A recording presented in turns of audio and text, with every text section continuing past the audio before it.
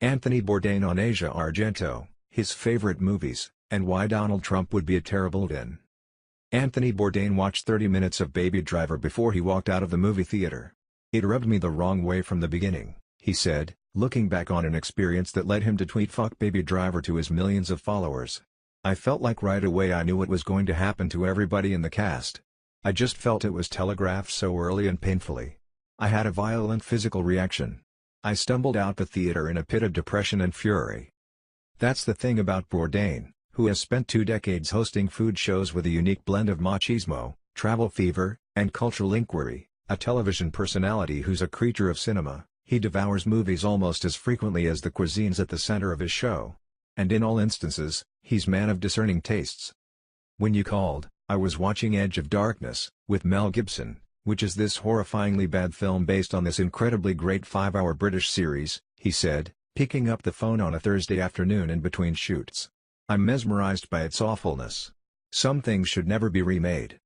That said, Bourdain often indulges in remakes and homages within his shows.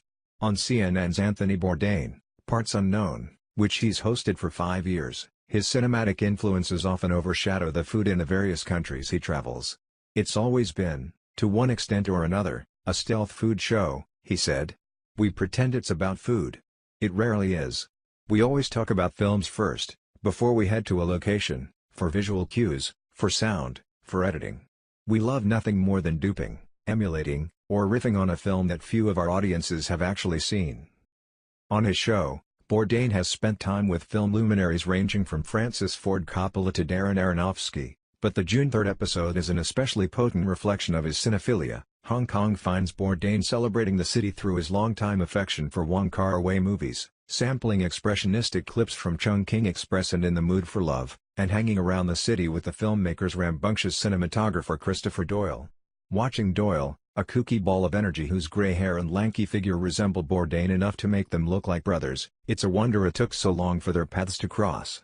"He was a hero to me," Bourdain said. "I had hoped and planned to just do a couple of scenes with the guy, talk about his films, how he looked at Hong Kong, what he looked for there.